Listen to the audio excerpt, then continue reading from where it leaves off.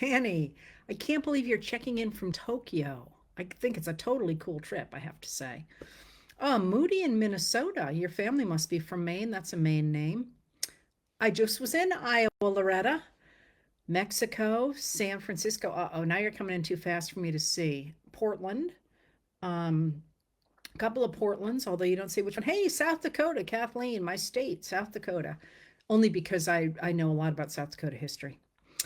Um, which reminds me, I wanted to tell you all something. Maybe I won't yet. All right, so I'm going to get right down to things today because I got started a little late. I'm reading this totally interesting book from 1940 about mobilizing the country for war. And it was actually quite hard to tear myself away from. I can't wait to get back to it. Anyway, because historians are exciting.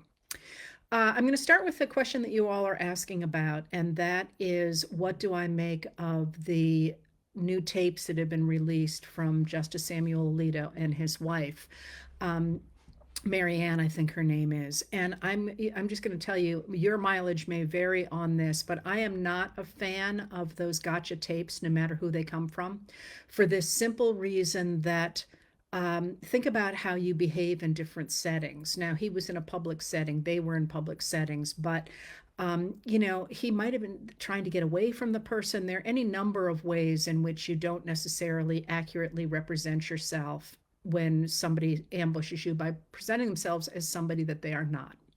So I listened to them and I reacted as many people did, but I discounted them in a lot of ways for the simple reason that we don't need secret tapes to know that the Alitos don't believe in democracy and are working to undermine it. I don't need, I mean, that's in neon lights. So I didn't need a secret tape to tell me that. And if anybody is wondering what we're talking about here, these are a couple of tapes made by an undercover journalist who represented herself to be a conservative Christian and to talk in a private event with the Alitos, and they said outrageous things in that it doesn't matter. You can go listen to them. But when I say that it doesn't matter because it's pretty clear already from Justice Alito's behavior and from his wife's behavior that we didn't need that piece of information. Indeed, again, I always think about if I were writing about this in 150 years, how would I write about it? And I probably would never need to cite anything like that, except perhaps as in a book about how the media was operating in 2024. So what's going on with Alito? It is really clear that Justice Alito sees his position on the Supreme Court as a way to push his version of far right republicanism. That is, it is a partisan position as opposed to um, a position of justice. And you can see this in the fact that, I don't know if I wrote about this last night. I certainly was reading about it yesterday. And that is that when justices decide whether or not a party has standing to go before the court, generally they mix it up. That is, Justice Thomas will sometimes say that a Republican has standing and sometimes say that a Democrat has standing without regard to that partisan position. How they come out is a difference, but in the standing, it's pretty much mixed up. The one person who has been utterly consistent in giving Republicans standing and denying standing to Democrats is Alito, suggesting that he sees his position as a partisan one. And he has also been very clear that he believes in a system that will concentrate power in the president and that will impose religious laws on the United States. And, I could really tear apart a lot of the stuff he's talked about, not least the Dobbs versus Jackson Women's Health Organization decision. But right now, I think we're just talking about his position and is this okay? And I would say no, for two reasons. I would say Alito's in real trouble, first of all, because of the money he has taken from people. We focus on Justice Clarence Thomas primarily on that front. But Alito as well has taken and participated in events that have meant that he has taken money from far right donors. And so that's a problem. It's also a problem that he has flown the flag of insurrection, two flags of insurrection over his homes, and then that he lied to Congress about when they were flown and the circumstances under which they were flown. It is also pretty clear that he is deliberately concentrating power among, among in the executive branch. And the reason I say that is most people don't remember that Samuel Alito was the man who wrote the memo when he was in the Justice Department under Ronald Reagan that called for the president to use signing statements. And signing statements in the past had always been like, thank you for your help with this law, and you can have a pen.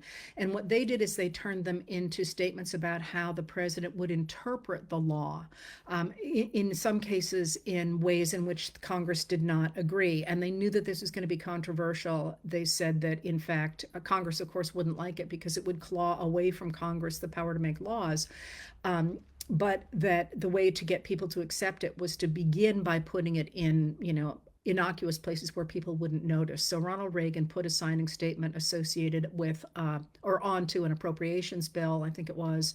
And gradually we got up to the point we were with George W. Bush, who put a signing statement on a military bill that said that Americans couldn't use torture.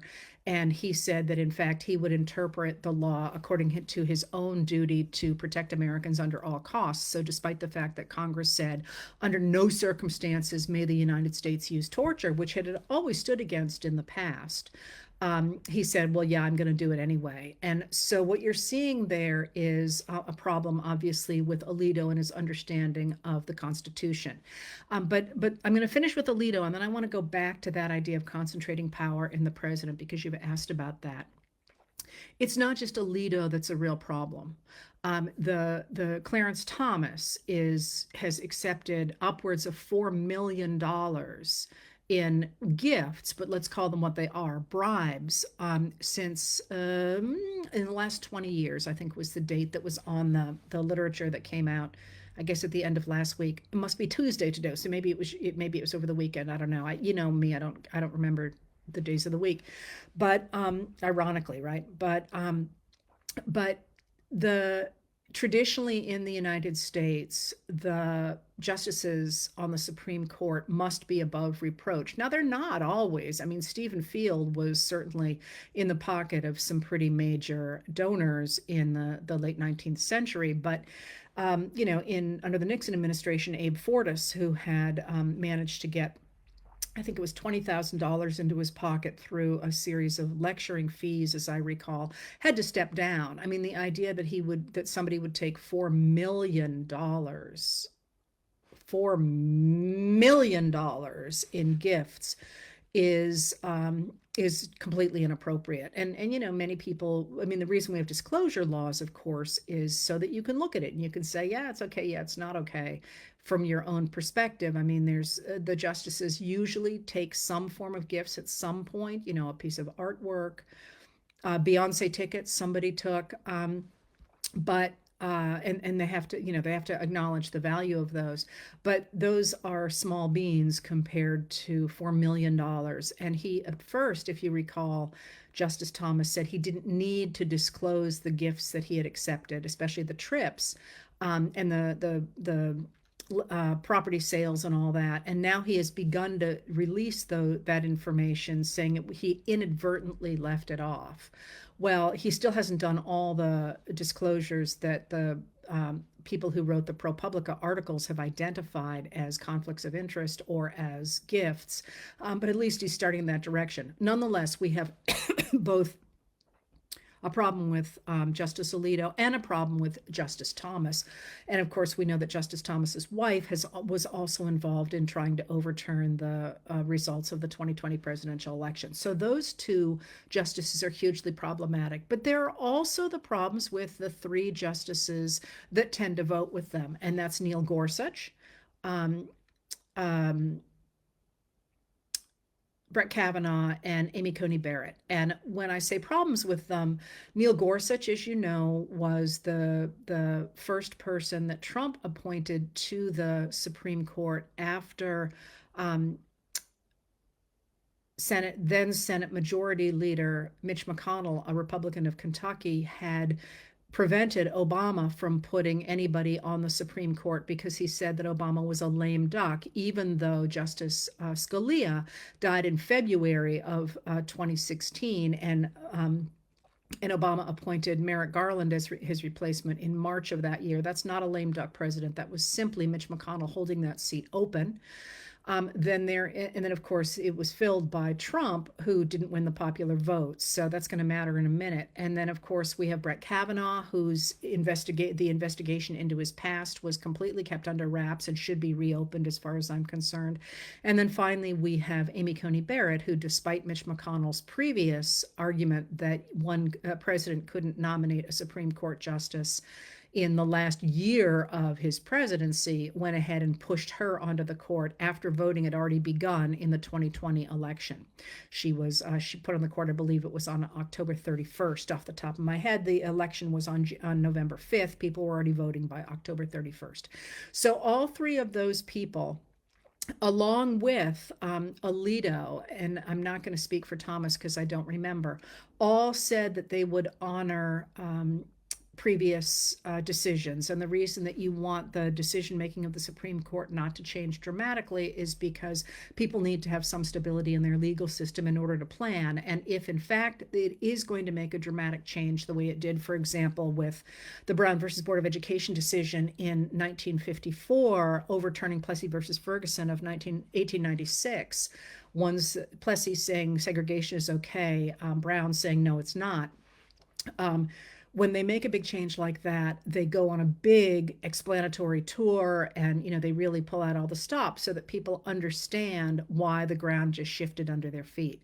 And of course, this radical Republican majority on the court simply changed the Roe versus Wade's, which had been a recognized constitutional right for 49 years, and simply said, no, we're not going to do that anymore. And that was a huge change. And this is one of the reasons you're seeing such a big backlash, is not only did that Supreme Court take away women's reproductive rights, which are, of course, as you know, resulting in children, victims of rape having to bear children, and women not only are not able to control their own reproductive health, but also in some cases approaching death or losing the ability to have more children because they were not able to obtain the health care that they needed. So partly that's what's causing the backlash against Dobbs, but also part of what's causing that backlash against Dobbs is that this Supreme Court is out of control. Now, what does that mean and why does it matter? It matters because the Supreme Court is one of the three branches of government. So there's the executive branch. There's a legislative branch, and that's Congress. There's the executive branch, and that's the president. And then there's the judicial branch, and that's the courts. And let me just line those up a little bit so that everybody's on the same page with them. The legislative branch is the first one that the framers talked about in the Constitution, because they had to figure out, if we were going to be a body of laws, a country based on a body of laws, how do you get the laws? Like, where do they come from? Like, literally. It's just cool if you think about it. If you had to write a body of laws, how would you do it? Some people would say, well, I'd go straight to the Bible, which is what certain white evangelical Christians are talking about. Other people say, I'd ask, a panel of old people. Other people say, well, I'd ask the educated people or whatever. Anyway, the framers started with how we make our laws, and they gave us the House of Representatives and the Senate. And what's really interesting about those two things is that the House of Representatives turns over entirely every 2 years. And the idea behind that was it would enable people to change quickly with the times. But they also recognize that changing quickly with the times could give you bad decisions, because maybe everybody would turn out for one election to say, we need to get rid of all taxation or whatever. So to sort of go in tandem with that, they gave us the Senate, and the Senate was supposed to be much slower. The Senate turns over entirely every 6 years. 1/3 of it turns over every 2 years. So it changes very, very slowly. It's one of the slowest things in elected offices to change in our government.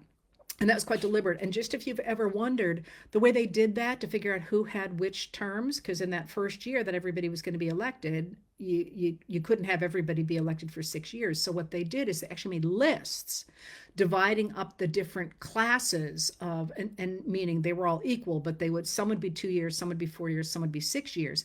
And so if you look on, if you ever look up a senator on Wikipedia, you can see it says they were preceded by, whomever this person is. And that's because those seats have lineages. That is, in the House of Representatives, you can't say, oh, she took the seat that belonged to him, because it turns over all the time. The Senate, because it's got these 3 different steps, you can see what the lineage is of the Senate. And again, they didn't expect that people were going to continue to go into the Senate forever, because you had to ride a stagecoach and a horse and so on to get to Congress in that era. And there weren't that many senators either in that early era. So they set up this legislative branch, and they gave it the power to make laws. And they also gave it, one of the things they set up was a lot of tripwires. So they gave it the possibility of getting rid of the executive, because they wanted a stronger executive than they had had under the Articles of Confederation. But they didn't want one so powerful that he was going to turn into a king. So they gave the House of Representatives, the people, the ability to say, we don't trust this guy, we impeach him. That is, we don't think that we trust him, and that we're going to accuse him of high crimes and misdemeanors. And it's important to remember, whenever we've had impeachments lately, people have said, oh, you've got to commit a crime and you've got to break a law. But they didn't have laws yet, so that's obviously not the case. But my other great example of that is you could be impeached by the House of Representatives if you went into the White House and just played video games all day. That's not a crime to play video games, but you wouldn't be doing your job, right? So they set up the idea that the House can impeach a president, but it's going to take those slower, more thoughtful senators to convict the president. And they're going to do that based on theoretically, they're going to resolve themselves into a jury, into a courtroom. And remember, the framers did not believe that we would have political parties. They believed that each senator would be so jealous of his own power that they would fairly judge an impeachment. And that's not at all what happened in any of the 4 impeachments we've had so far. But that's a different story. All right, so they set that up, and then they turn to the executive. And they do the same kind of thing with the executive. They give the executive very specific powers, foreign affairs, for example, but and make him commander-in-chief.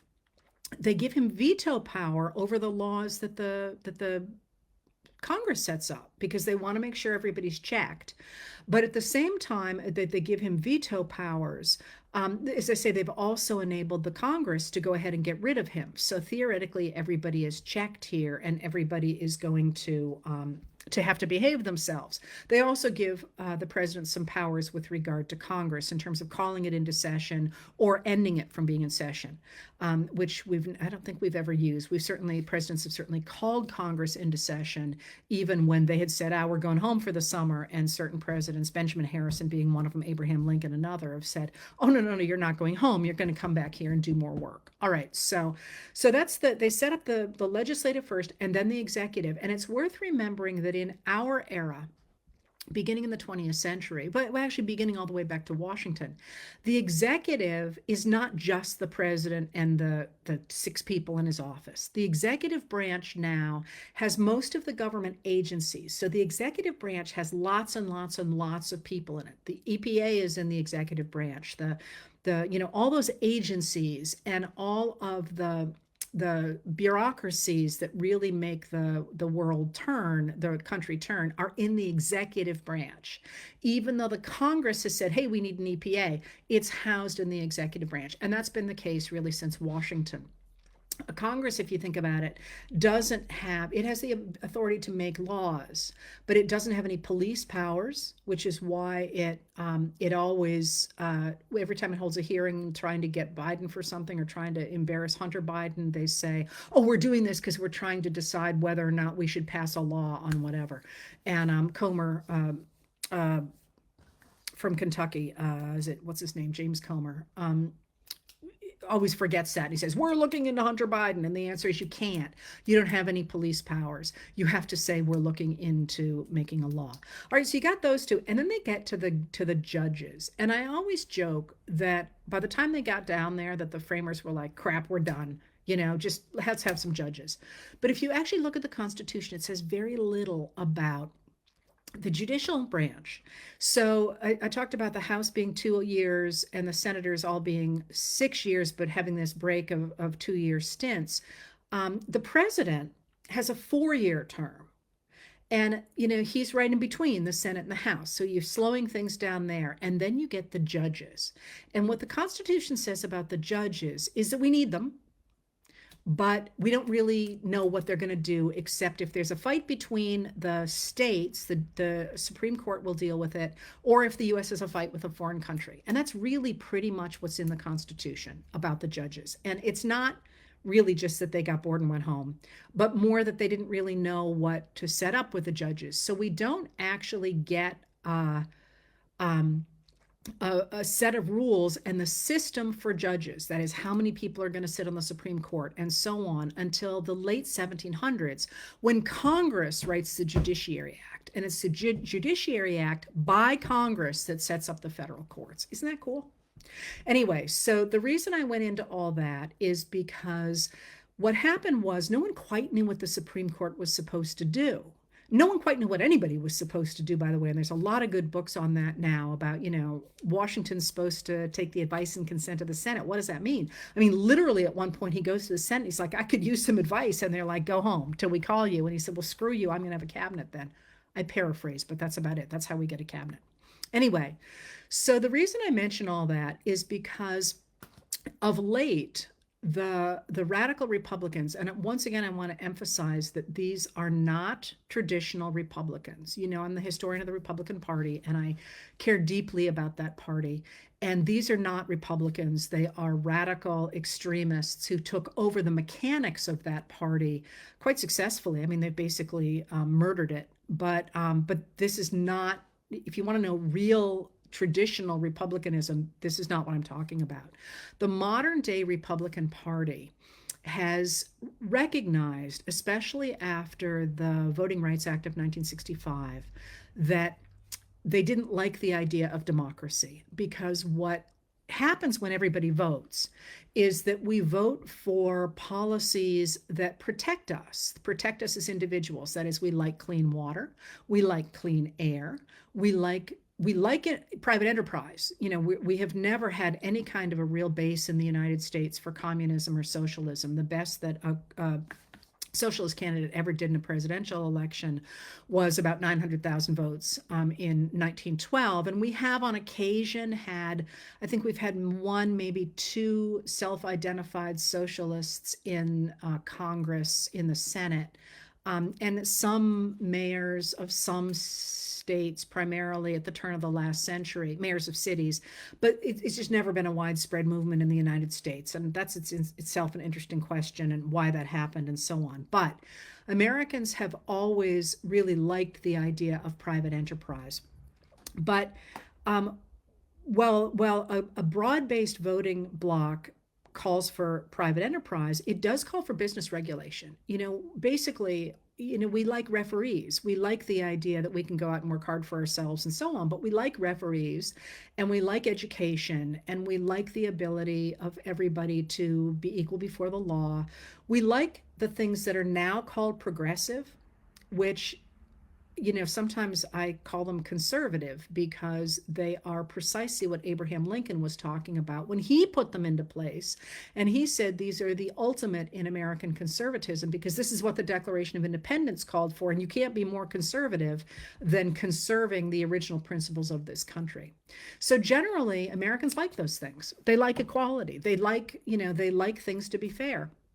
But the problem with that is, especially after the Voting Rights Act of 1965, when people of color's rights to vote would be protected by the federal government, what that meant was that people who wanted to concentrate wealth, or wanted to make sure that Black people remained subservient to white people, or who cared deeply that women should not be treated equally in society, they pushed back against the idea of letting everybody vote. They didn't want that kind of a society. They didn't want to spend tax dollars on schools. They didn't want people to be treated equally before the law. They wanted to be able to discriminate against their workers, for example.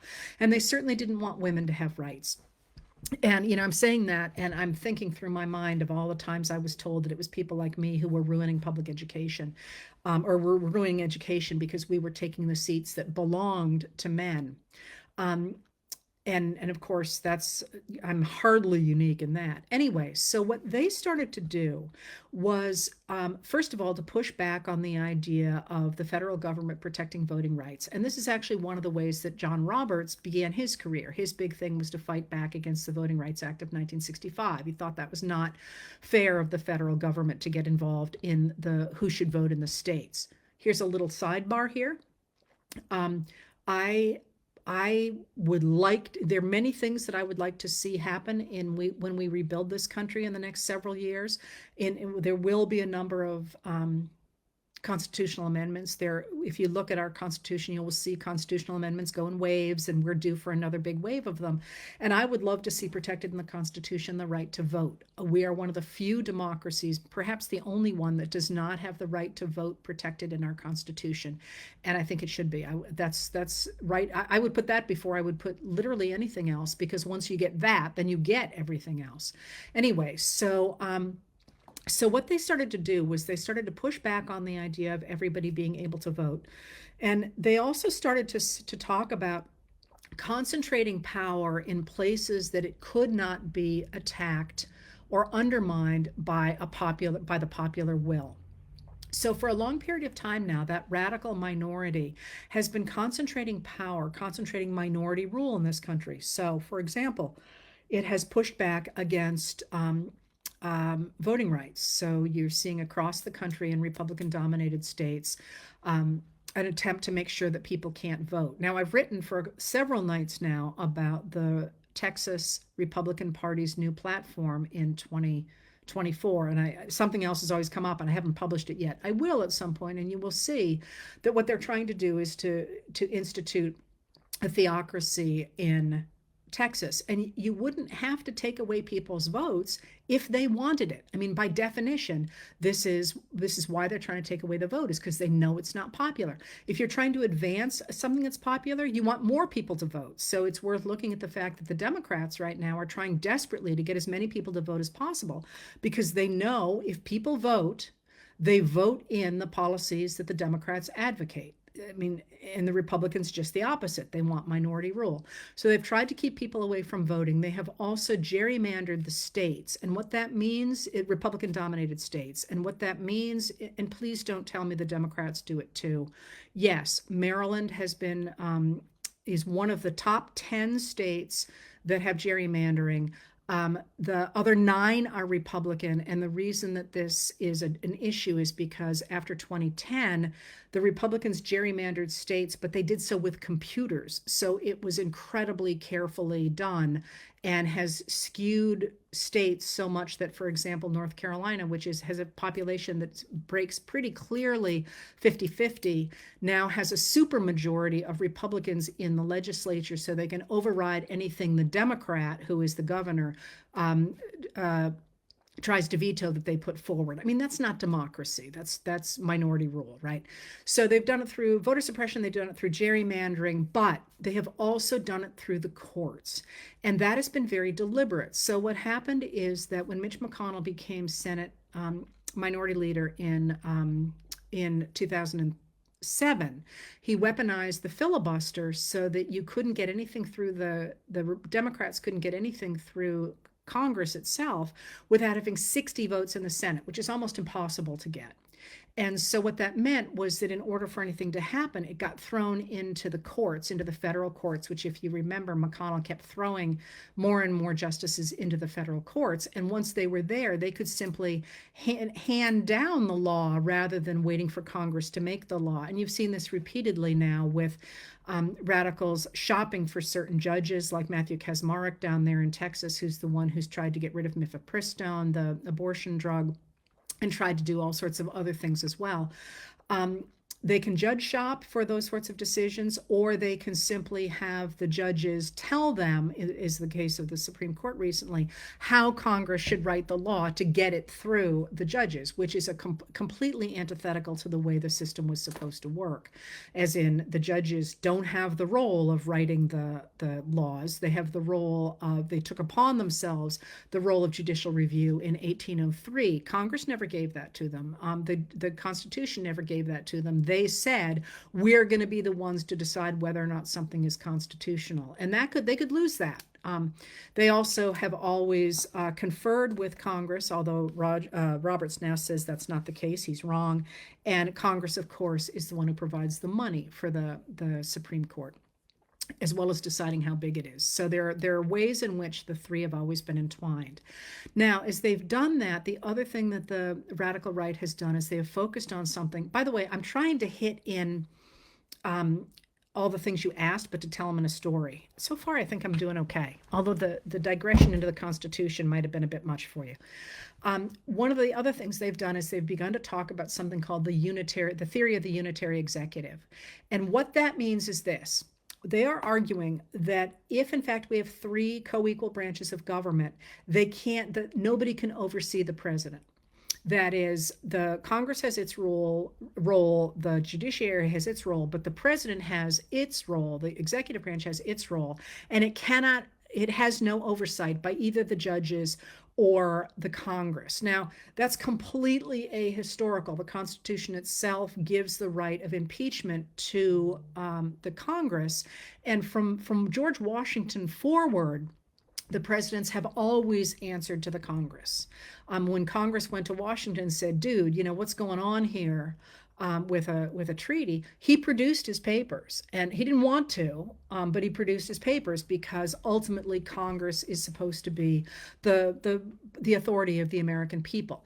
Now, Trump, of course, has completely challenged that and said not only should he not have to answer for civil cases when he was the president, and that comes from a 1973 memo written by the Justice Department for Richard Nixon during Watergate, in which case he had, it's never been tested in courts. It was just written by the Justice Department.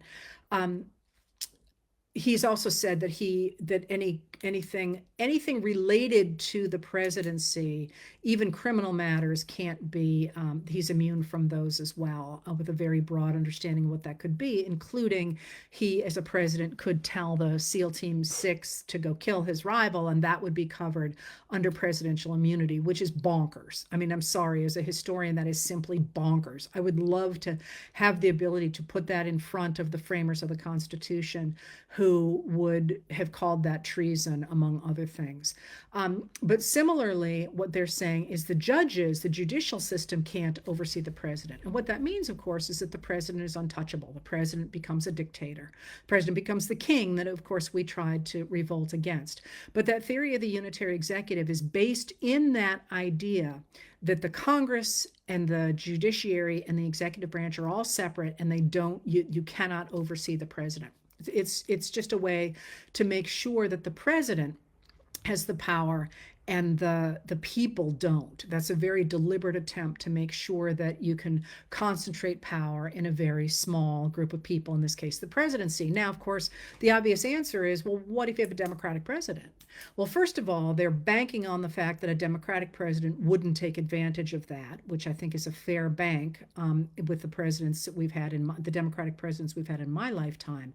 But also, there are ways to manipulate who is in that presidency, like, for example, using the Supreme Court, or doing what people like me think they're trying to do in 2024, which is to create enough confusion over the Electoral College that there aren't votes certified in the states for counting, so that the whole situation, the election of the president, gets thrown into the House of Representatives under the 12th Amendment. Now, so that's what's going on here, was the attempt to establish minority rule over the American majority. So quickly, you asked, a lot of you have asked about, somebody said, wait a minute, confusion. Okay. Oh yeah, so unitary executive, couldn't they say, the great question, Brenda, couldn't they say Congress can't regulate the agencies that make up the executive branch? Yes, you've absolutely nailed that. That's a quick case that is right now before the Supreme Court.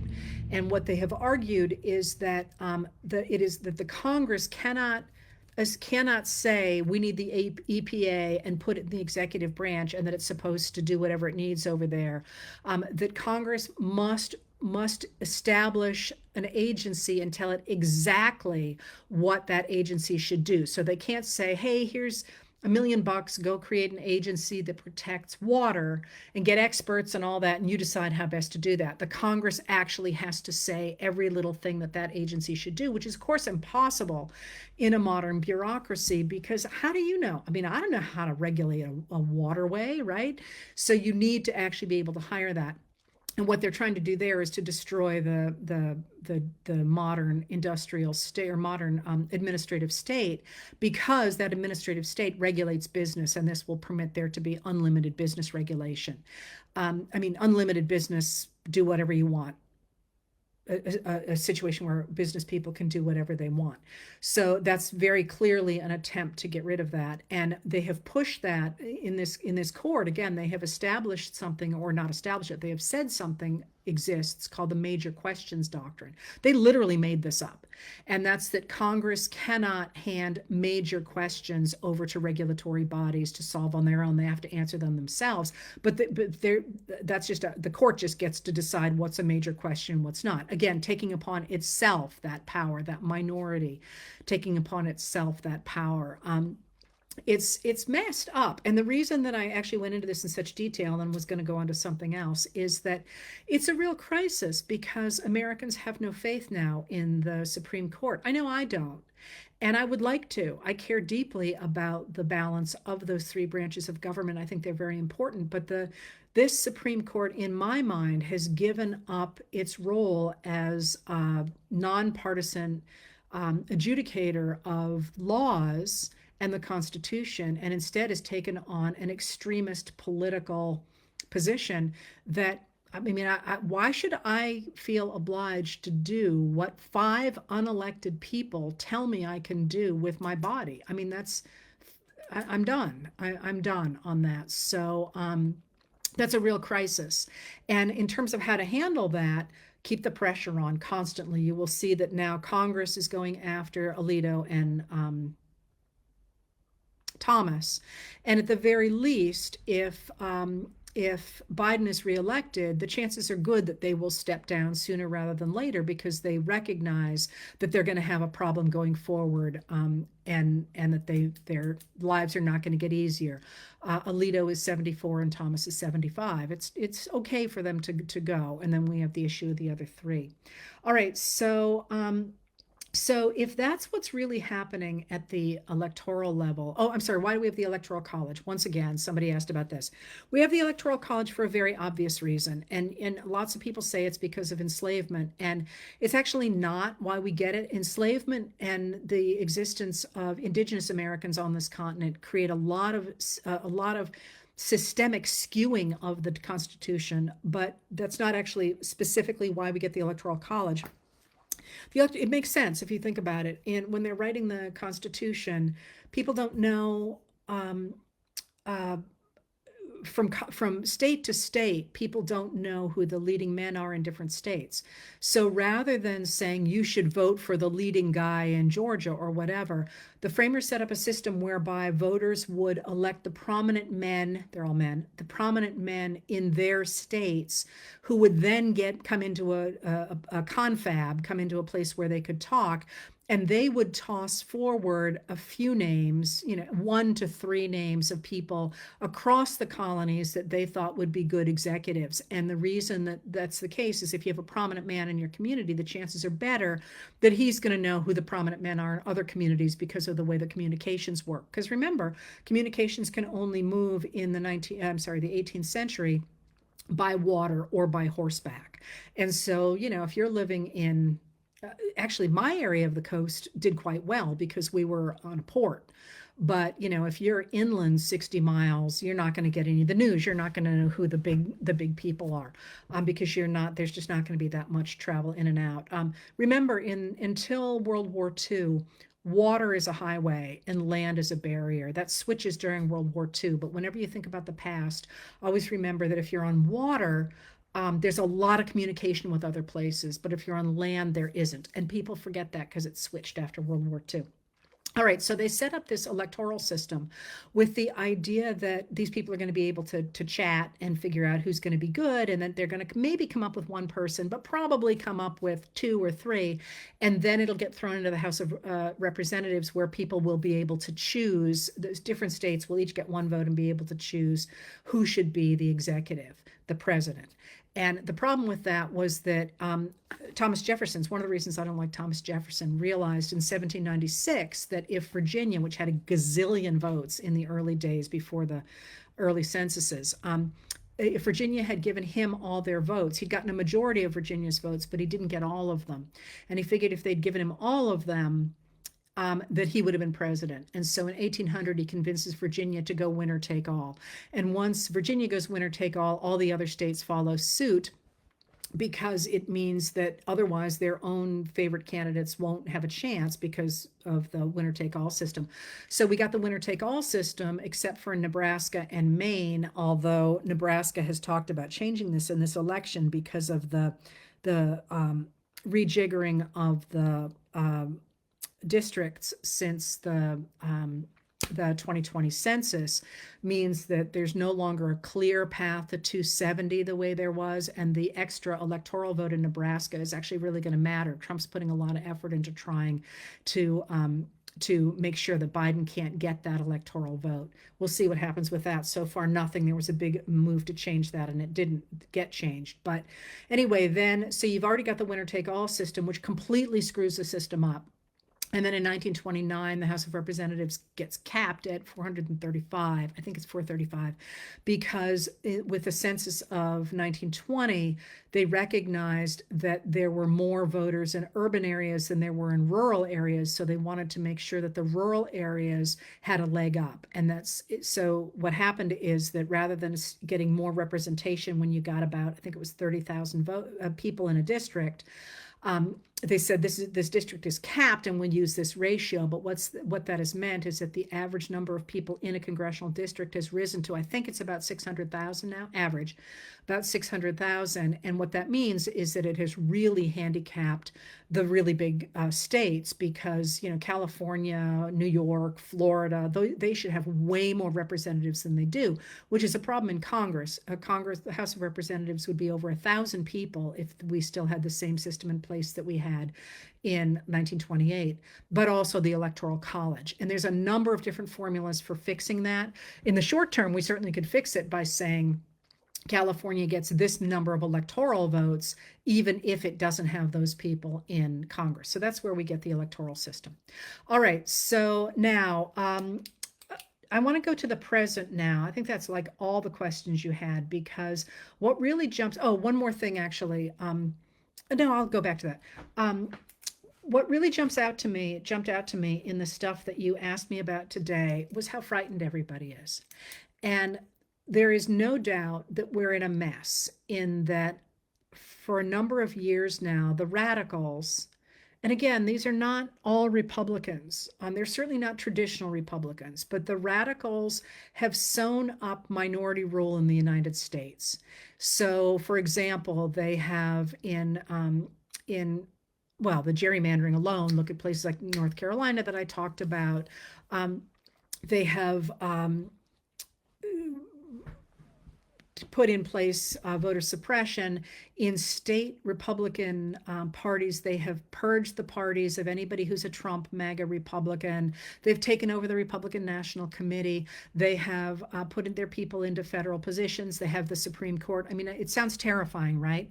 But there's a bunch of stuff that isn't getting press that is worth thinking about and worth remembering. So, one of the things that somebody said is that they live in a state where the Democrats are not running down ballot races because there's such a red state. And that's, of course, a huge problem because you want down ballot races always to be contested for the simple reason that even if you know you're going to lose, what we now know happens is that if I turn out in an election that is going to be won by my opponent, and my opponent is going to get 1,000 votes, and I'm going to get 500 votes, I'm going to lose. But people who turned out to vote for me are also going to vote higher up the ticket. And in a lot of these gerrymandered states, the districts are gerrymandered, but in statewide races, like for senator or for governor, those extra votes are really going to matter. So North Carolina, for example, right now, I'm very fond of North Carolina, as you know, probably. Among other things, my brother-in-law is from there. But North Carolina, for example, is contesting all but I think four districts. And I could be wrong about that. I don't have the numbers in front of me. But they're doing so knowing that they're going to lose some of them, but they are going to get out more votes. And they're also going to do something really crucial. And this is something I always say to my students when they're applying for jobs. And that is that you're not going to get every job, but you got to think of it as advertising. If people are out there talking about issues in a certain way, it's going to make people think. Even if they don't vote for them, it's going to make people think. And one of the things that is really obvious, and I will write about it one of these days, in this upcoming election is that the Biden team has put pretty thorough ground teams into place, even in states that are generally considered to be Republican dominated. So Florida, for example, which was a purple state until DeSantis got elected and started hitting with the voter suppression and the redistricting and so on. They've got a real team in Florida. They've got a real team in, I'm drawing a blank on, I was just reading about it this morning. It just opened 12 new offices, and I can't remember where it was. They've opened offices on, I think it's 172 different college campuses. They're really hitting the ground game. And one of the things that I will tell you is they would not be investing in places they did not think they could win. You know, that's really important to remember. Now, Trump is not doing that. Trump is not bothering to put ground game in anywhere that I can see. The money that's going into the Republican National Committee, which normally would be used for a ground team, and a ground team knocks on doors, helps people register, puts out information, that sort of thing. Rather than doing that, the only thing that they are funding is lawyers to challenge the outcome of the election. So what that says is they don't expect to win this election, even with all the systems that they have in place to suppress the vote. What they do plan to do is create enough confusion and, with luck on their part, violence, that it will make people think that Trump should be in the White House. And that's when you're thinking about, oh my God, what's going on, and am I in real danger here? Oh yes, I mean, I'm not trying to downplay the power of the current Republican extremists, but always, one of the things that I do is I always look at the mirror. I always look at the other side. And what does it say to you that Trump is not investing in a ground game anywhere? It says that he doesn't think it's worth bothering to do. He's going to try and solidify his main voters, and then just hope the lawyers can do the rest. Which kind of begs the question, is this really a campaign or is it a fundraising system to pay his legal bills? I have my own doubts on that. I would also suggest that, I'm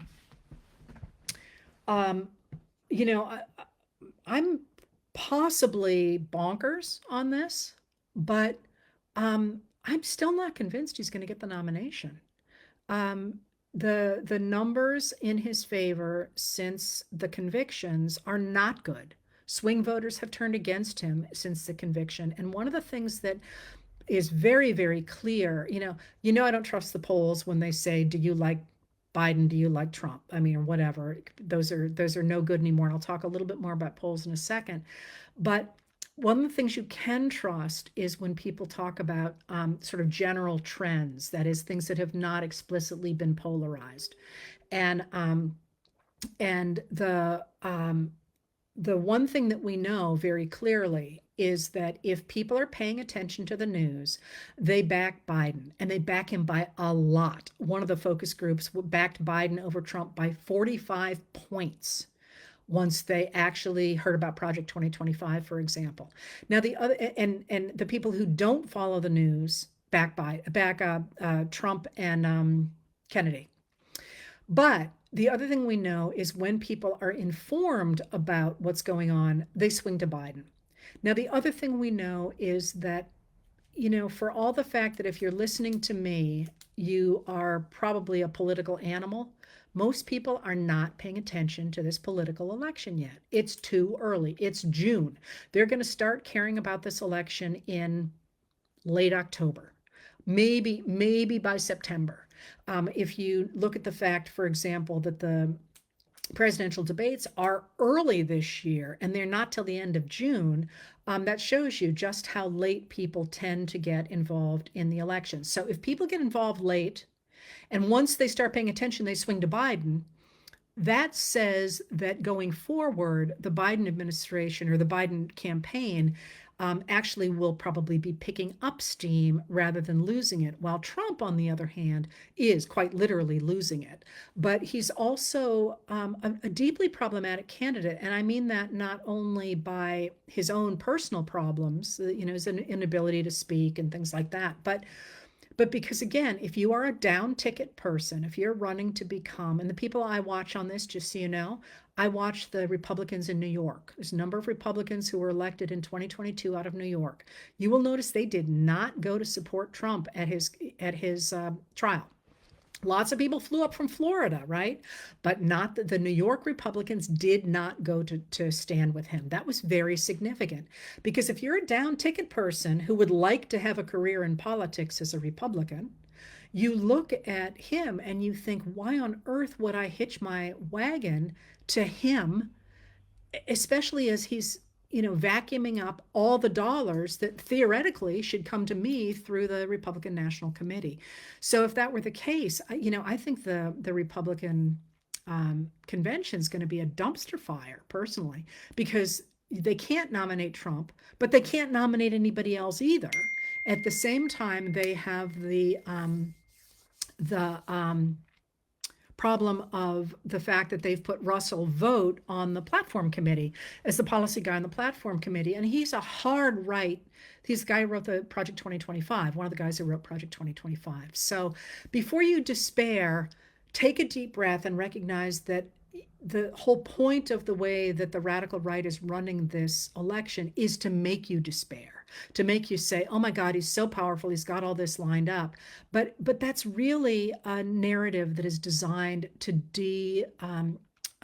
to frustrate and to dishearten his opponents. And I will point out on this front, you asked about, and I'll end with this, the European Union elections, and there's a lot of noise about how the far right did well in those elections. I will point out nobody, as Ann Applebaum says, nobody in those elections is as far right as Donald Trump. But what's really significant about those is, first of all, that the center held. And mind you, remember, when you talk about the far right rising in Europe, they've also had extraordinarily high inflation over there, which is never good for the people who are in power. So the center held, and also Viktor Orban, who has who has really advanced the kind of government that Trump is trying to advance, took a terrible hit. So I'm actually sort of heartened by the European Union elections rather than disheartened by them. All right, somebody just texted me. I'm supposed to be somewhere else in 2 minutes, so I'm going to let you go now. Thank you for being here. And you asked for shorter videos. I am indeed going to do those. I've already got a whole bunch of them written. I'm going to post them here, my YouTube channel, Instagram, and we'll see about where else. But they'll be much shorter I'm thinking 3 minutes to 6 minutes, but a little bit longer of an explanation of only one issue at a time so that you can chop them up and use them if you want, to send to people or to just learn about things yourselves. All right, thank you for being here, and I'm going to hop onto my other call. I'll see you soon in the short videos. And then next week. No, not next week. I'll tell you more about that. I'm on the road next week, the week after, whatever. I'll talk to you. Thanks for being here.